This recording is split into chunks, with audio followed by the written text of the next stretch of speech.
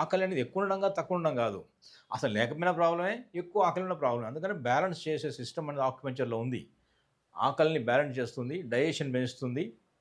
అట్లాగే వాళ్ళ లోపల ఎనర్జీని పెంచుతుంది, రక్త ప్రసరణ పెంచుతుంది.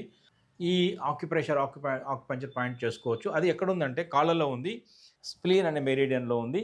ఇది కాలు లోపల వైపు, ఇది బొటనవేలు, ఇది బొటనవేలు గ్రీన్ పాయింట్ ఒకటుంది. ఈ బొటనవేలు కాలి బొటనవేలు అంటే బిగ్ టోని ఇలా క్లోజ్ మడిచినప్పుడు కొంచెం ఇలా వంచినప్పుడు ఒక ఫోల్డ్ వస్తుంది. ఆ ఫోల్డ్ లోపల SP2 అనే పాయింట్ స్ప్లీన్ మెరిడియన్‌లో point number 2 is the fire point.